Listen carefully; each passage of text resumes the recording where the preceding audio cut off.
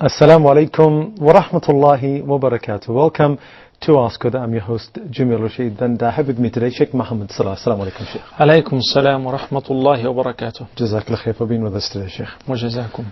Okay, let's remind you of our telephone numbers quickly. The country code is 202, then it's 38555 248 or 249. Our email address is ask@huda.tv.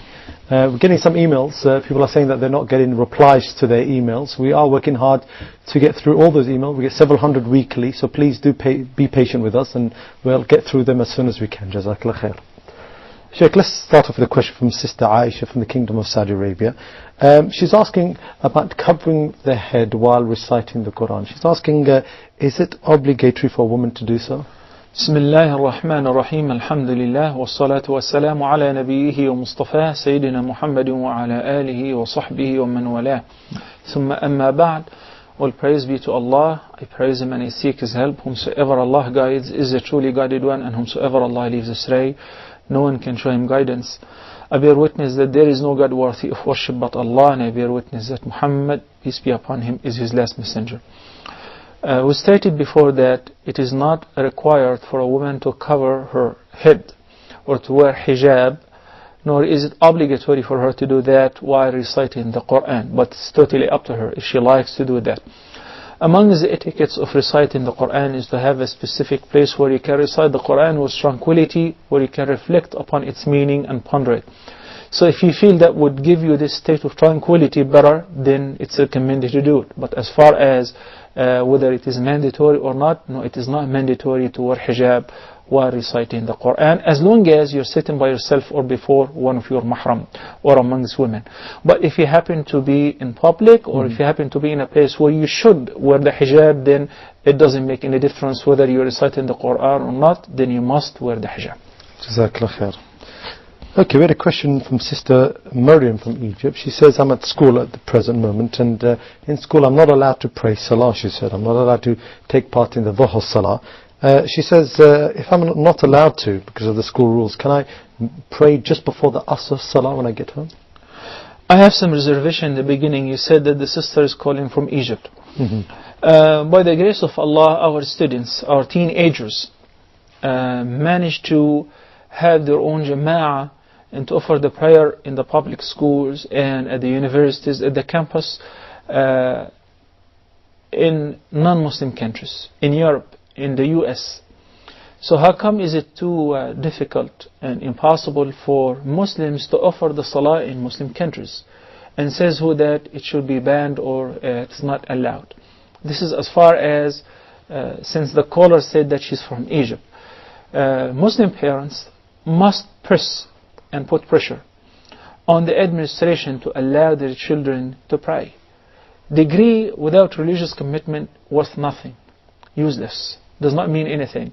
This degree by itself, whether it's an MD, engineering or political science, English literature or whatever, you name it, is not sufficient to take you to paradise nor give you salvation by itself. The biggest degree is what you offer to yourself before Allah subhanahu wa ta'ala, so that will be presented in your record on the Day of Judgment.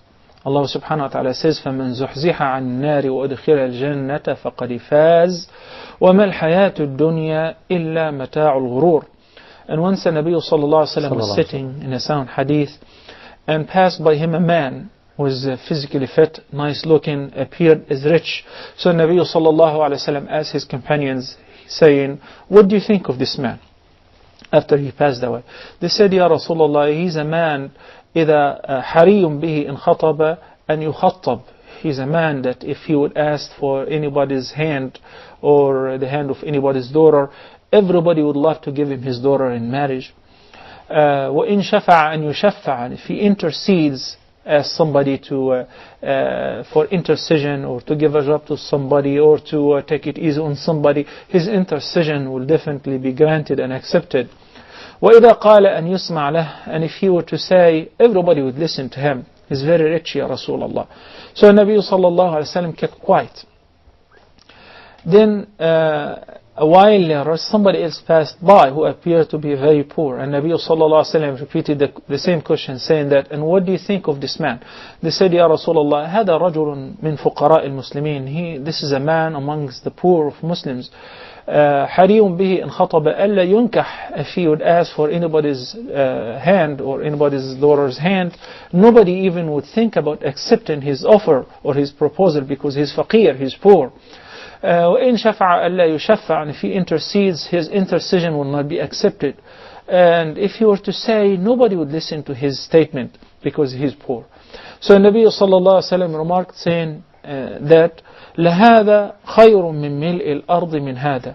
This later person whom he said that he's poor, he has no capacity in the community, nobody would give him his daughter in marriage, nobody would accept his intercession, nobody would listen to his statement.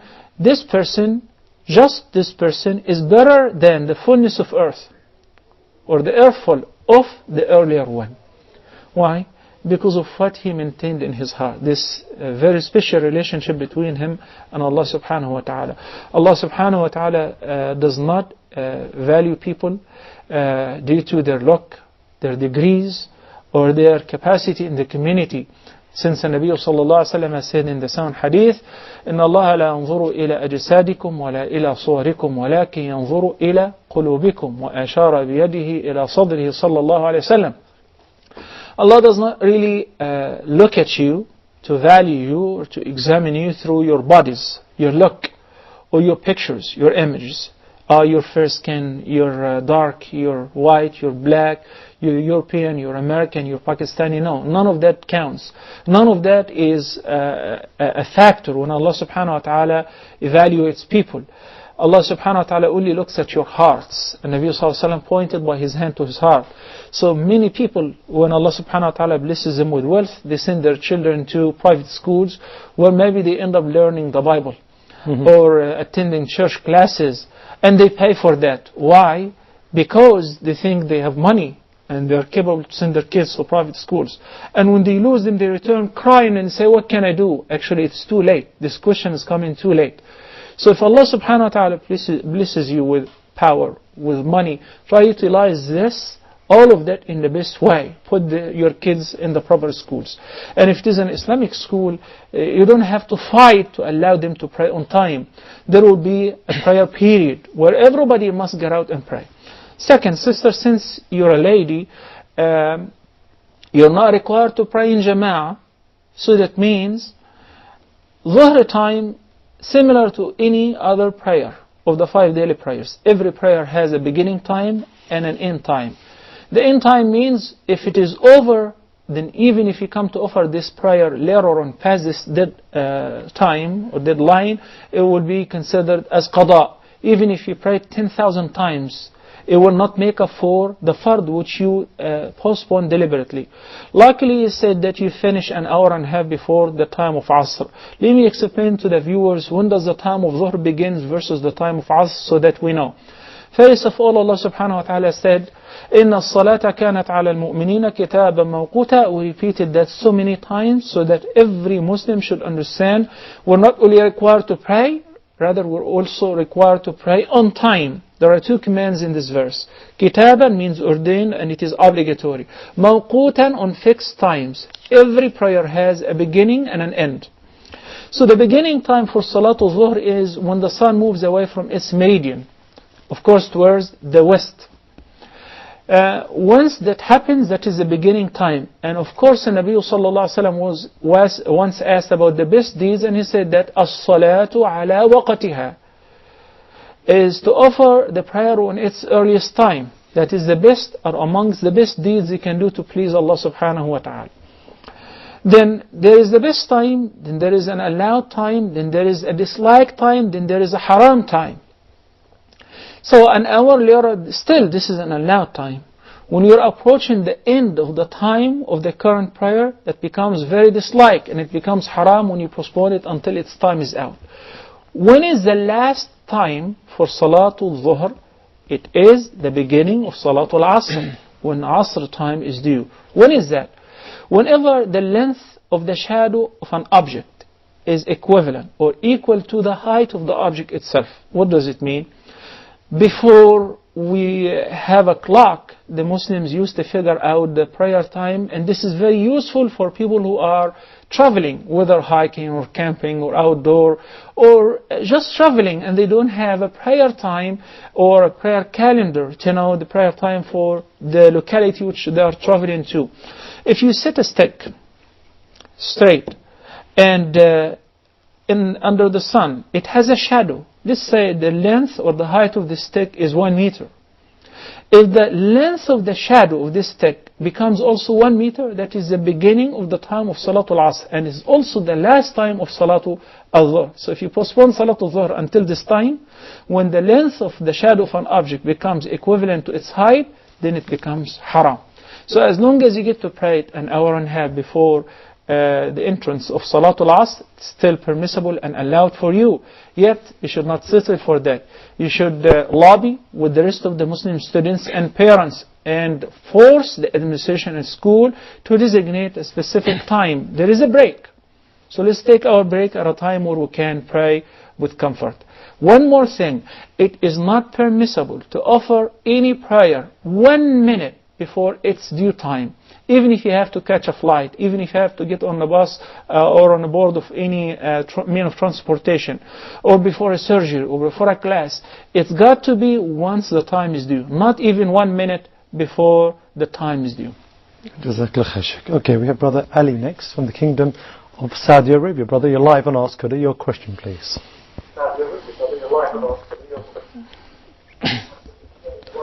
Brother Ali, are you with us? Yes, yes. Could you please turn down your television set, please, brother? Yeah, I'm listening to you. Yes. If you could turn it down, please. Now we're listening to you. I really don't know how to thank Allah. Alhamdulillah. Alhamdulillah. And second, I thank Dr. Muhammad Salah. Jazakallah khair. May Allah reward him. Barakallah. This is the only thing I want to say. Actually, I have no questions. But I was very, very happy that I get the opportunity to watch this channel.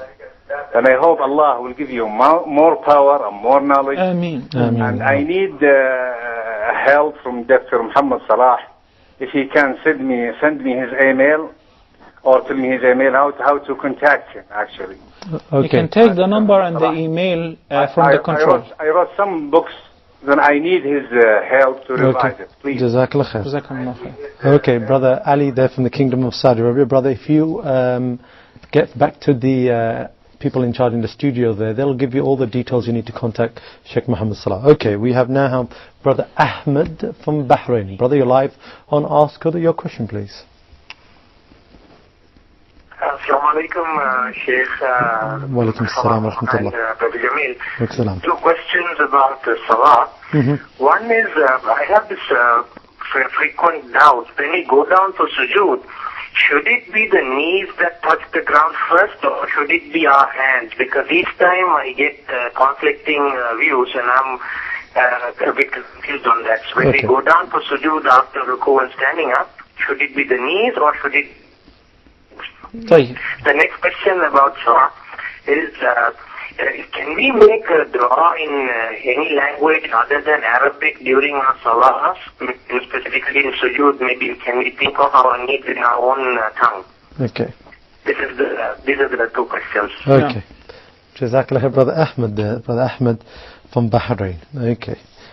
Let's go back to some of these questions. We've got a question here from Sister Razina from the United Arab Emirates. She's asking about a couple, a friend of hers. They want to get married. Everything's been sorted out, the families are okay, everything's great, she's saying.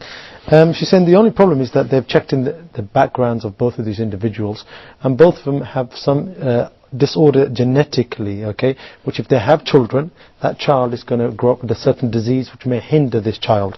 They're saying, knowing this, should this couple get married, Sheikh? Well, first of all, if we're talking concerning the ruling, whether it is lawful or unlawful to get married in this condition, it is still lawful to get married. Second, concerning an advice, whether it is recommended or not, first of all, remember we set aside the ruling. It is still lawful to get married. Second, concerning the advice of what's really recommended is not to get married. Why is that? Because amongst the great purposes of getting married is to have children. Children are one's own continuation in this life. We have heard before in the sound hadith of Muslim that the Prophet ﷺ said that leaving a son or a daughter who would pray for one after their death is a mean of giving them a reward and continuing their good deeds even after their death. وَلَدٍ صَالِحٍ يَدْعُ لَهُ. This thought would keep crossing the mind of both of them after getting married. I understand the nature of a love relationship when it happens, when it clicks. But we have to be very realistic.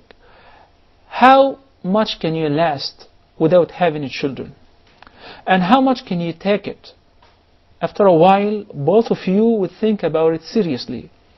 One of you might regret. Maybe the husband would think about getting married. And the wife in this condition will regret because she was deprived from having children of her own while she can if she gets married to somebody else. So remember what I said.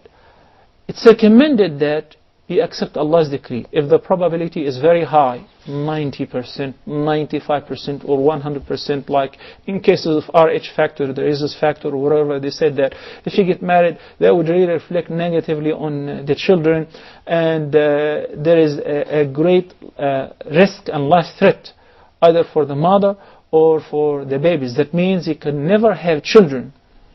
So in this condition, it is best to be realistic and to think about it and to be content with Allah's decree instead of getting carried away and emotional. And I understand that both of them at this time would say, we don't mind, we can just live forever without having children. But I can assure you that in a couple of years from now, both of you would start thinking differently. As I said, this is not a ruling of the Sharia not to get married. I'm talking about an advice through my experience, perhaps with similar cases, and Allah knows best.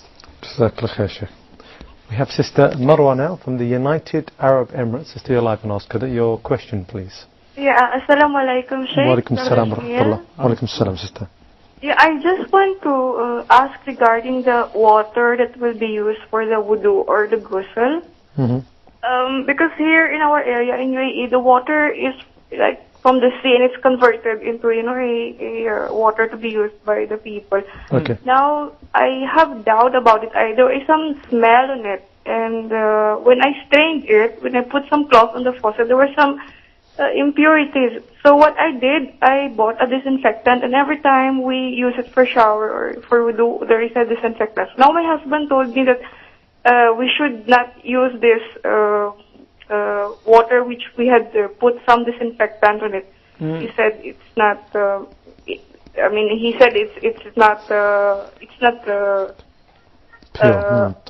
permissible to use it for the wudu or the ghusl. So I have doubts about it. So I just wanted to share. We'll explain that, inshallah. Okay, inshallah. Jazakallah, Sister Marwa there from the United Arab Emirates. Sheikh, we had a question from Sister Jibril from Canada, all the way there in Canada, asking a question about how to go about praising somebody, some individual Islamically. And she quoted some hadith of the Prophet ﷺ about somebody throwing, I think, dust in the face of the one who praises. How do we go about it? What's the Islamic way to praise somebody, Sheikh? I think we tackled this question last episode, but it is important as well to reiterate the answer. And Nabi sallallahu alaihi wasallam forbade us from praising somebody, especially in his face. Like I keep saying that Jameel is very intelligent, is very smart, mashallah, he's very knowledgeable, etc. If you want to say, you say that, I think so and Allah knows best. And when the Prophet sallallahu alaihi wasallam saw somebody was praising somebody in his face, he said, you just slit his throat. Because it gives him this feeling of pride or arrogance. And this is very dangerous feeling, and this is very hidden virus that can destroy one's actions and one's deeds. As a matter of fact, Allah subhanahu wa ta'ala in the Quran says, فَلَا تُزَكُّوا أَنفُسَكُمْ هُوَ أَعْلَمُ بِمَنِ اتَّقَى. Don't you praise yourselves, don't you admire yourselves. Allah knows best who's more righteous. And I said also, Abdullah ibn Mas'ud has a beautiful statement with this regard. He says, الْحَيُّ لَا تُؤْمَنُ عَلَيْهِ الْفِتْنَةِ. He said it in the course of advising whom to follow. He said, if you would like to follow somebody other than the Prophet ﷺ in the same course of following the Sunnah and so on, then, or the true scholars, then follow somebody who passed away. Do not give yourself up totally to somebody who is still alive. Because Al-Hayy la tu'manu alayhi al-fitna. As long as you and I are still alive, you never know what's going to happen to us. We're a subject of changing. We're a subject of fitna. We're subject of getting tempted and changing my methodology, changing my attitude, changing the way I approach people, changing the way I used to think of myself. Arrogance and show off is very hidden, and this is one of the things which the Nabi sallallahu alayhi wasallam warned his companions against. He said, "Ash-shirk al-khafi," the hidden shirk, associating others with Allah in a very hidden fashion, because it crawls to the heart without you feeling it. When you start doing anything to please others. So actually praising somebody in his presence and in his face is one of the means which ignites this feeling of showing off.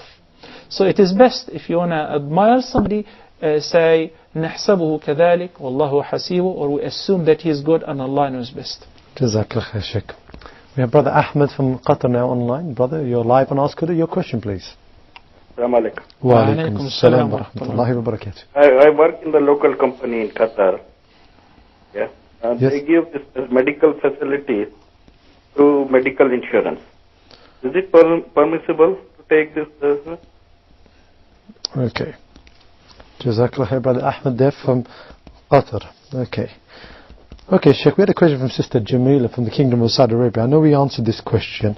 The reason why I reiterate this question is many people are in this situation now. We're in the time of exams and students getting very nervous. She's asking a question, again, let me repeat it, about making some sort of dua so you don't forget, or is there any particular supplication for those brothers and sisters who are taking exams now under stress and need help, basically? Every time I think about this very frequently asked question, it clicks in my mind the biggest exam. And I say to myself, if I worry that much about the serious exam, the most serious exam, whenever every one of us is standing before Allah subhanahu wa ta'ala without any help, without any notepad, without any reference, having to answer all those questions, particularly the 4 questions about his life, his lifespan, his youth, his health, his knowledge, his money, how did he earn it and how did he spend it. I ask Allah subhanahu wa ta'ala for his help. As far as a specific supplication for our worldly tests and exams, Nabi sallallahu alaihi wasallam did not specify one specific supplication or dua for this. Yet, if any of us maintains recite in the morning and the evening supplications, they're more than sufficient. And amongst adhkar which we should recite in the morning is a beautiful dua which would really help in this test. يا حي يا قيوم برحمتك أستغيث أصلح لي شأني كله ولا تكلني إلى نفسي طرفة عين. We're calling upon Allah subhanahu wa ta'ala through His most beautiful names and attributes, Al-Hayy Al-Qayyum, through which if Allah subhanahu wa ta'ala is being asked, He would definitely deliver. إذا دعي به أجاب وإذا سئل به أعطى. Ya Hayyu, Ya Qayyum. O Allah, the ever-living, the sustainer, the maintainer of everything. أصلح لي شأني كله. Set right all my affairs. ولا تكلني إلى نفسي طرفة عين. You take care of my affairs and do not let me take care of my own affairs, not even during a blink of an eye. You take care of all my affairs. So Allah subhanahu wa ta'ala would set right all your affairs and take care of your dunya and your deen as well. Also, Nabi sallallahu alayhi wa sallam taught us in another hadith, if we are experiencing any difficulty, to say, Allahumma la sahla illa ma ja'altahu sahla wa anta taj'alu al-hazna in shi'ta sahla. Very beautiful. You can also recite it. But I stated in the beginning, this is not a specific dua for this specific occasion. But so many other supplications could be used in other occasions. So one of the dua is to say, Oh Allah, there is no ease except whatever you make it easy. There is no there is no easy thing except whatever you make it easy. وَأَنْتَ تَجْعَلُ الْحَزْنَ إِنْ شِئْتَ سَهْلًا. And it is you who will make what's difficult, what's harsh, easy, according to your will. This is as well very beautiful. If you recite Ayatul Kursi, if you recite whatever from the Quran, and remember Nabi sallallahu alaihi wasallam كان إذا حزبه شيء, the Prophet sallallahu alaihi wasallam used to, whenever anything would worry him, he would rush to offer the prayer. So pray Salatul Duha, 2 rak'ahs, 4 rak'ahs, past sunrise before you go to the test. Allah subhanahu wa ta'ala will make your affairs easy, inshallah. Jazakallah khair, Sheikh. Okay, we had a question from Brother Ahmed earlier on, Sheikh, and he's asking about a frequent doubt, he says, and this is regarding his salah. He says that when he goes into sujood, does he go on his knees or on his hands? He's seen different people pray in different ways. He wants to know what's the correct way. And he says also when you're getting up as well. In the beginning, I would like to assure you, this is something, whether you do this or that, whether you go first down on your hands, your palms, or your knees, that would not affect your prayer by any means. There is a hadith that the Prophet ﷺ forbade us from copying certain animals in the salah, such as kneeling down first on the knees. Some scholars differed whether the resemblance here to the camel is going first on the knees or on the hands, based on the difference of understanding the context of the hadith, whether the camel goes first on the hands or on the knees. You consider the knees of the camel the first or the front or the rear. Accordingly, there are still kafara sayrihan, there are 2 racing horses, the 2 opinions. So if I say to you right now, as you've watched in our program, the Prophet's prayer, no, go on the hands first, you would read in some other book, no, go on the knees first. Either this or that, do not let this ruin your prayer. This is not something which should consume a split of a second in your prayer. I would tell you right now, go on your hands first. But if you hear it from somebody else, that go on your knees first, that should not disturb your peace in the salah, should not affect the concentration in the salah whatsoever. And that's the same about coming up, the brothers asking. Exactly. Jazakallah khair, Sheikh. Okay, we're going to take a short break and inshallah return in a couple of minutes. Stay with us. Assalamu alaikum wa rahmatullahi wa barakatuh.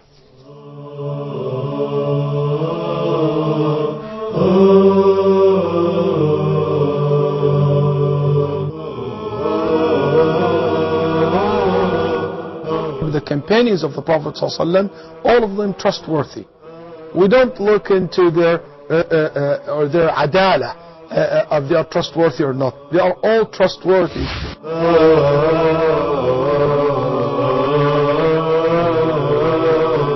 Following their footsteps will bring others, will bring us together.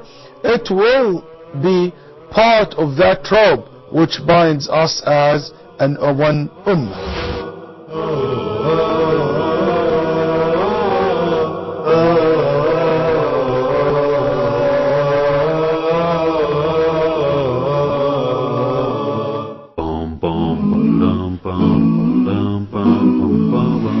And if you look into the early tafsir, early exegesis of the Quran, you will find that all the mufassirin were trying to find out where are these 7 earths. Earthquakes, natural or artificial, can delineate the boundaries between 7 different zones within the earth. The conclusion that we have 7 different layers within the earth came to not only the 20th century. The true believer would prostrate down in obedience to Allah subhanahu wa ta'ala. The blessings of that prostration will reach the 7th earth.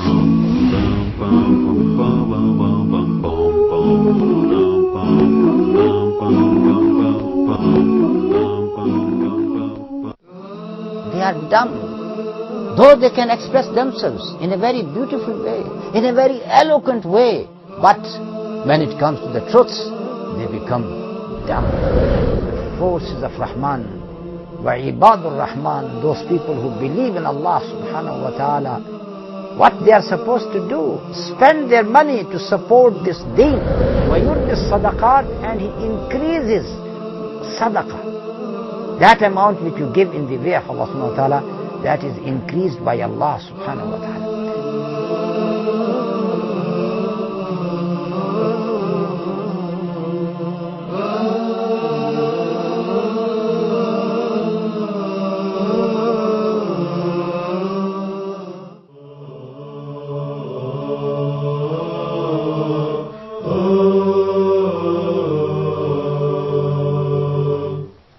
Assalamu alaikum wa rahmatullahi wa barakatuh. Welcome back to Ask Huda. Let me remind you of our telephone numbers quickly. It should be popping up on your screen. The country code is 202, then it's 38555 248 or 249. Sheikh, Brother Ahmed from Bahrain called in earlier and he asked a question about making dua in your own language while in salah. He says, are we allowed to do this, sir?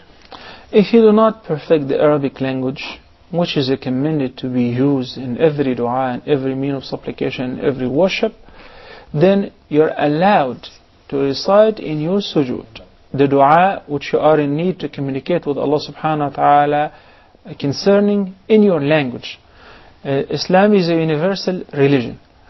Every Muslim, even new Muslims, once accept Islam, they must learn the basics, and that include what will enable them to offer their worship properly, particularly and most importantly as-salah.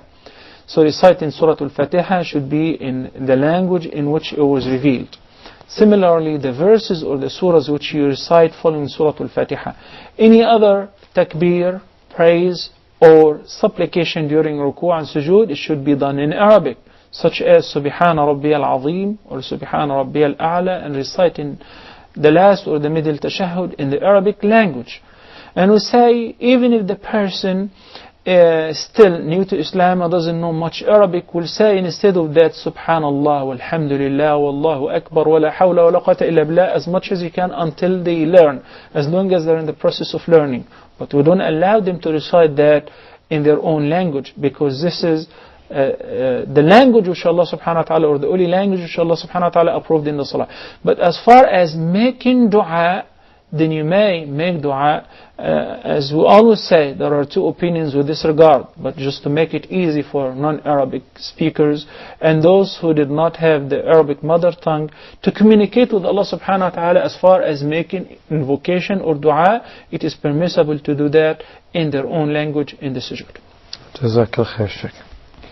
Okay, we had a question from Sister Marwa from the United Arab Emirates. She says the water we're using, the one that has been provided, she said we found some smell in this water. It wasn't really pure water, so thus we added some disinfectant, some chemicals to clean this water. She says, my husband says now we've added this disinfectant, it may be clean, but we can't use it for salah. Like you said, it's not tahir, it's not pure. She's saying, where do we lie here? Are we allowed to use this water? There are two terms. There is one which is tahir, means pure. Means I can use it as far as consumption. Like drinking juice, it is tahir. Any tahir can be consumed as far as eating or drinking. But if we're talking about what is required to lift and remove the impurities, whether the minor or the major, what would be fit as a water to be used to lift the major janaba or the minor janaba for ghusl or wudu, there is another term for that which is tahur. So al-ma, which is required for at-tahara, should be tahir in itself, and tahur, meaning mutahhir, could be used to lift the janaba if it has been used for wudu or ghusl. And for such water, it must maintain three traits or criterions. The first one is the taste, and the second is the color. And the taste, the color, and the smell. If the water is missing any of the three qualities, then this water is not tahur. It could be tahir. It could be used for drinking, for cooking, but not for wudu. But we stated about the smell, the color, and the taste. We didn't specify what taste should it have, what color, and what smell. Tasteless, colorless, and odorless. Then if the water smells still the sewage, because sometimes the main source of water is the sewage, they purify it, then it comes to us as water which is palatable. It could be even used for cooking, for drinking. In this case it's okay, you may use it. The sister mentioned that the water is being sweetened or naturalized, it's coming from the sea. If this is the case, sister, even if it is not being treated, the water which is coming from the sea is tahir wa tahur, mutahhirun li ghayrih. It can be used for purification right away, even if it is salty water. And Nabi sallallahu alayhi wasallam was asked about the seawater. He said, هو الطهور ماؤه الحل ميتته. That's the term that the Prophet sallallahu alayhi wasallam have used, said tahur, meaning can be used for further purification. Its water is tahur, and its dead is lawful to consume. We're talking about the fish and whatever comes out of the seas or the oceans. So if you're addressing the seawater or the ocean water or the Gulf water, the salt water, right away, even without treatment, it is tahir and tahur. But if you're talking about water from any other source which has a smell or has a color different than the regular water color, which is colorless, of course, or it has a taste that you can find, a taste different than the water taste, which should be tasteless, then this water may be tahir, but I cannot use it for further purification. Jazakallah khair, Sheikh. Okay, we have Sister Muhammad from Morocco. Sister, you're live on Ask Huda. Your questions, please. Yes, assalamu alaikum. Wa alaikum assalam wa rahmatullahi wa barakatuh. I have one question, but I just need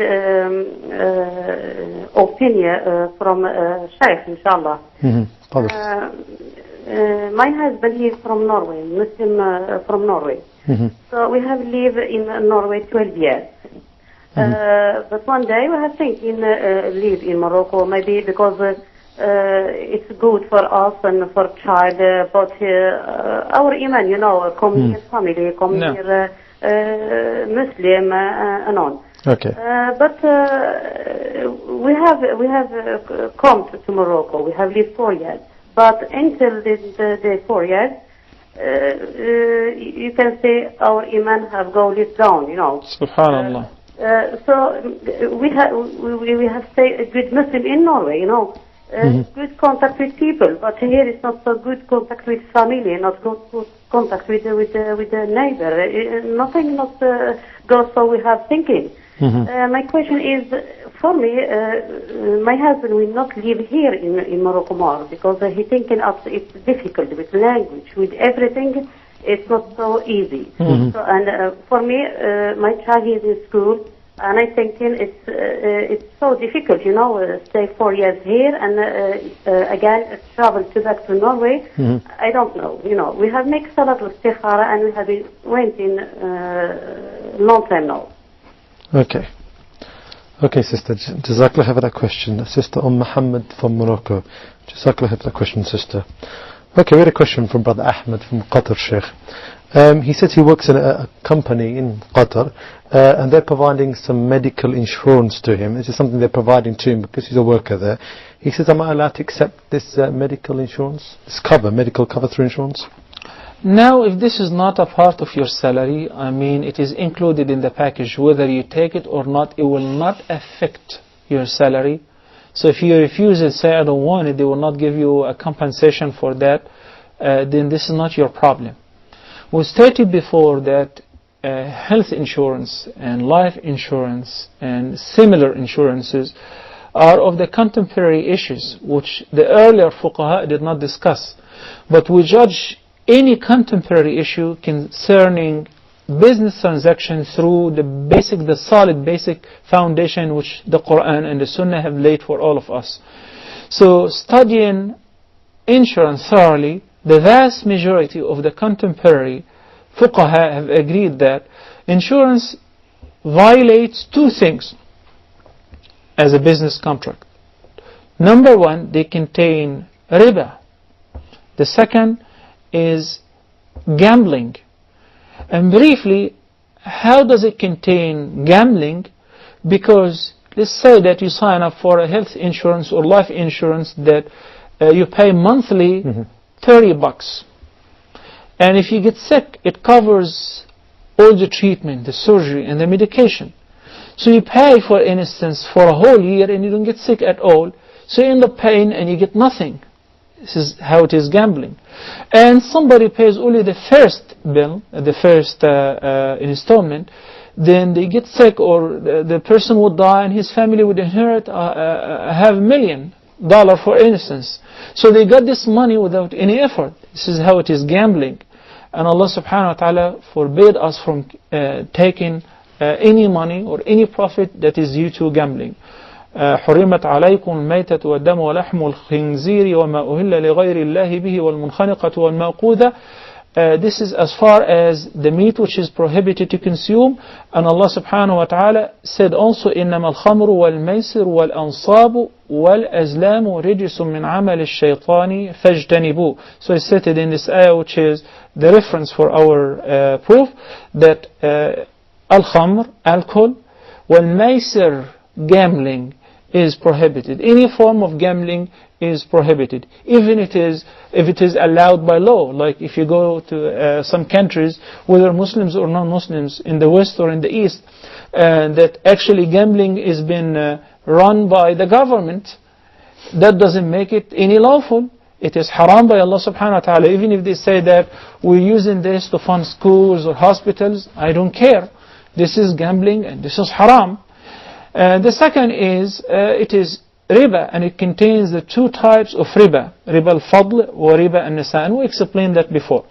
So bottom line is that if it is optional, then don't take it.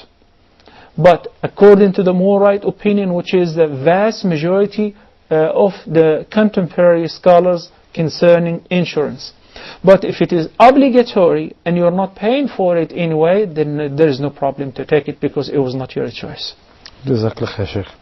Okay, let's go straight to the question of Sister Muhammad, who just had a question. They've moved to Morocco from Norway. They stayed in Norway for 12 years. She says, my husband's actually originally from Norway.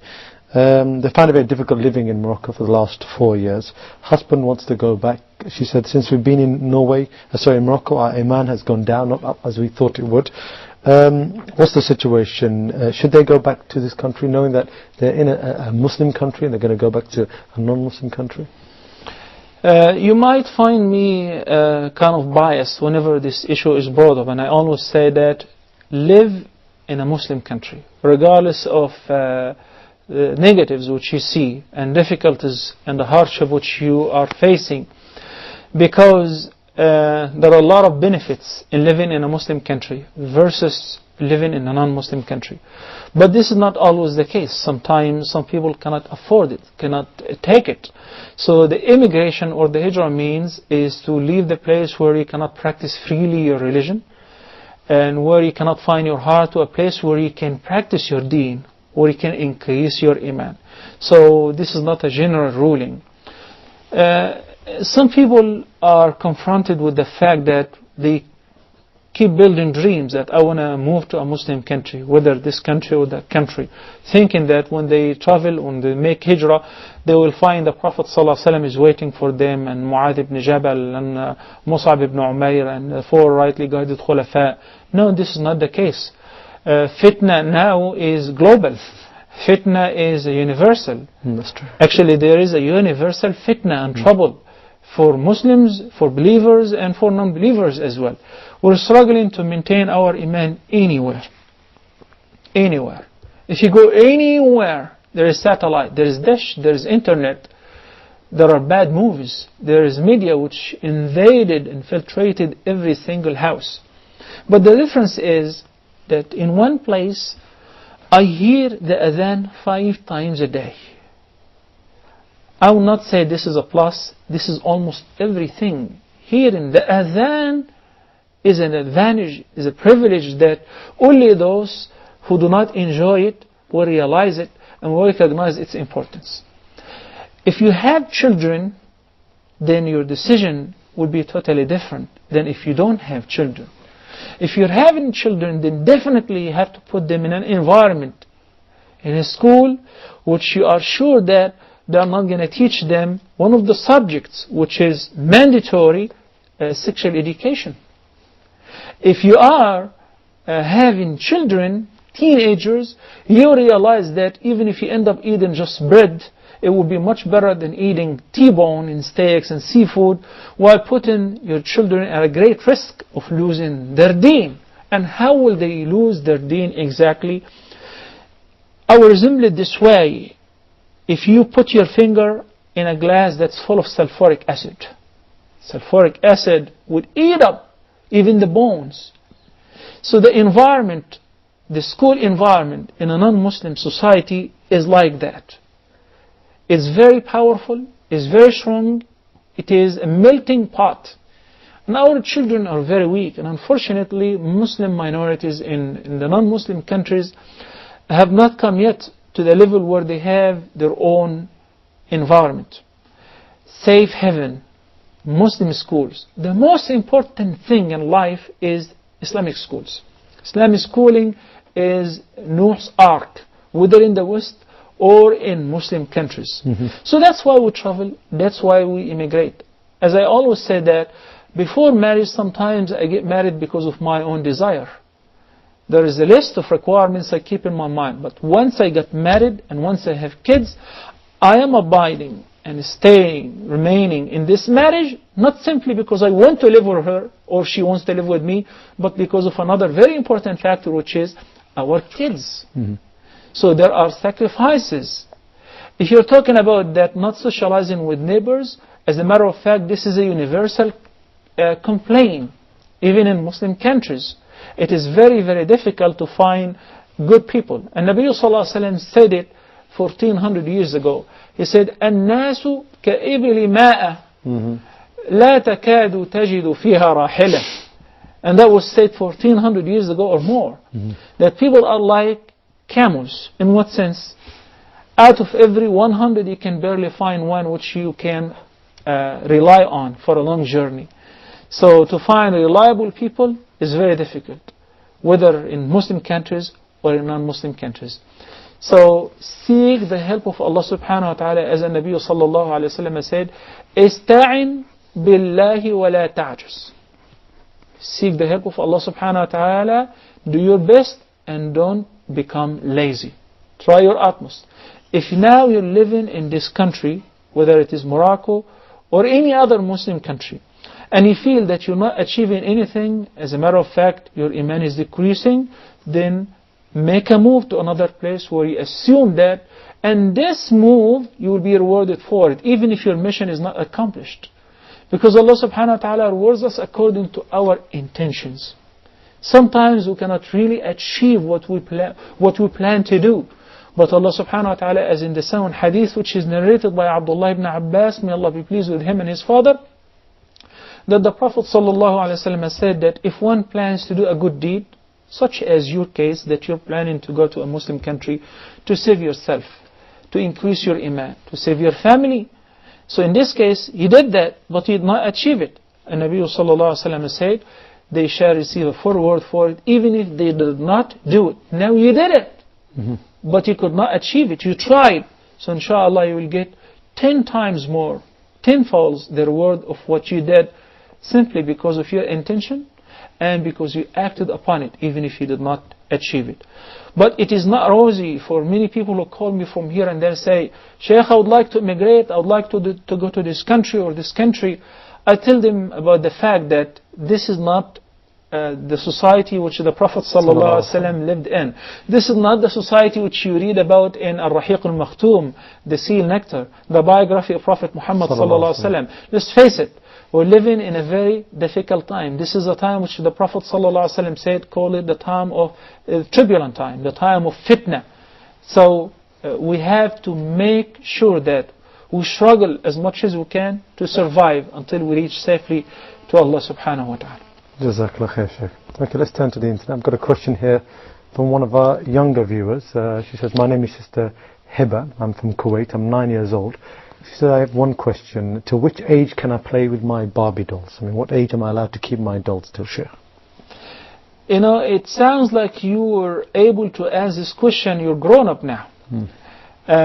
Because girls or kids who are playing with these dolls or toys would never think of stopping unless they got mature. But the legitimate answer for this, once the kids reach the puberty age, they become responsible like adults exactly. So a kid may be treated as a kid until he or she reach the puberty age. But there has to be some sort of introductions to that. We say for a girl, for instance, she's only 9 or 10. But she's grown up and she's experiencing some new development in her body that will make her be treated as an adult. In this case, she must wear hijab, even though we said that hijab is a must once the girl reaches the puberty age, but in case of the fitna. So if the girl realizes what's right from what's wrong, and she is mature now, then she should give up on that and turns to learn how to become a mature person. Jazakallah khair, Sheikh. Okay, we've got a question from Brother Hafid Shamsuddin from Yemen. He says, is it permissible if a group of people sit together after the sunset prayer, so this is Maghrib Salah, in the mosque, reciting some verses of the Quran together in chorus, loudly? He says, is this from the Sunnah? Now, there is a hadith that the Prophet ﷺ praised this practice of getting together, sitting in the masjid at any say time, to recite the Quran, to study the book of Allah and to learn its meaning. And the Nabi ﷺ said and promised such people who would get together at any time, at any place, at any era, in the masjid, whether during his time or until the Day of Judgment, that they shall receive 4 privileges. The first one, that Nabi ﷺ said that they will be surrounded with a gathering of the angels. They would attend their meeting as well.